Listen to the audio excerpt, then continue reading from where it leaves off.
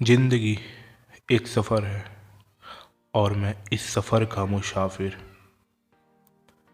फिर क्या है, मैं निकल पड़ा हूँ अपने सफ़र की ओर और मेरा पहला पड़ाव मेरे भोले के नगरी काशी है। काशी आने के लिए मैंने अपने घर से पास वाले स्टेशन का रुख किया और ट्रेन आने का इंतज़ार करने लगा। जैसे ही मुझे ट्रेन आने की आहट महसूस हुई, मेरी धड़कनें और तेज होने लगी। तभी ऐसा लगा कि भोले से मिलने का समय और करीब आ गया और मैं ट्रेन में अपनी सीट की ओर भागते हुए ट्रेन में चढ़ गया, जहां मेरा स्वागत लोगों के भीड़ ने किया। और देखते ही देखते ट्रेन चल पड़ी और पूरे रफ्तार के साथ अपनी मंजिल की ओर बढ़ने लगी।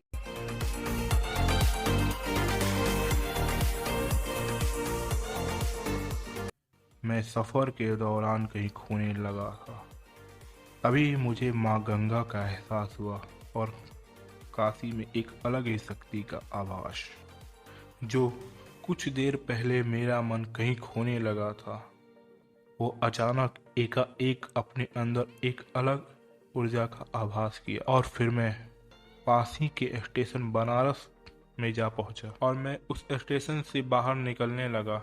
कुछ देर चलने के बाद मैं बाहर आ गया।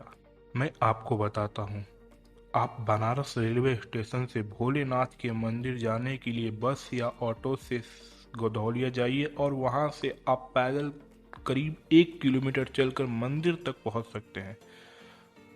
वहाँ से 500 मीटर दूरी पर माँ गंगा का भी घाट मिल जाएगा आपको। खैर, मैंने भी ऑटो किया और सीधे सिगरा पहुँचा ताकि भारत सरकार और जापान सरकार के सहयोग से बना वो रुद्राक्ष भवन देख सकूं। अगर आप भी कहीं दूर से यहाँ आते हैं तो इसके सामने ठीक एक पार्क बना है जहाँ आप कुछ देर का विश्राम ले सकते हैं।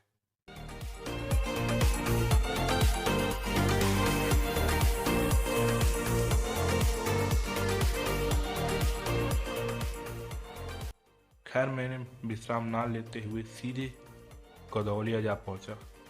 वहां आपको नंदी का दर्शन होगा और भोले के हजारों भक्त का भी।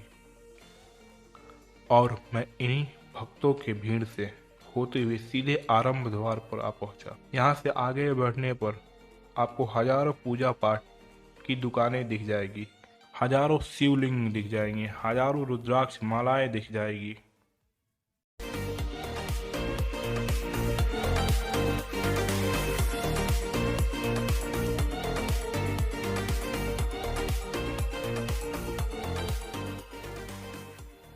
अब यहाँ मुख्य द्वार से आप अपना कोई इलेक्ट्रॉनिक सामान अंदर नहीं ले जा सकते, इसलिए आपको अपना इलेक्ट्रॉनिक सामान जैसे मोबाइल, घड़ी, कैमरा सब पास की दुकान में जमा करनी पड़ती है। भोले के दर्शन करने के बाद मैं गंगा घाट की ओर निकल पड़ा।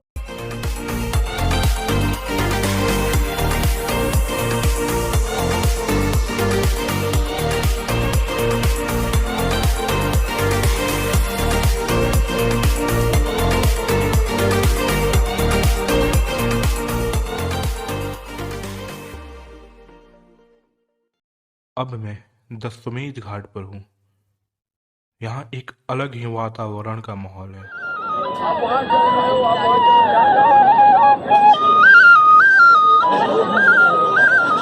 यहाँ लोग देश और विदेश के अलग अलग जगहों से आते हैं और शिव भक्ति में मिल जाते हैं।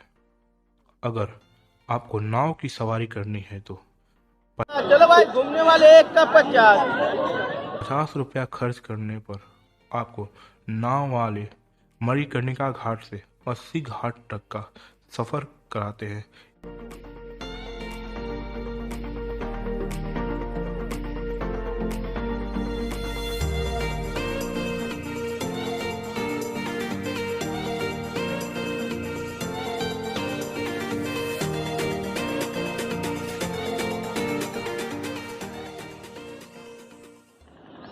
सफ़र के दरमियान आप हजारों पंछियों को देखेंगे।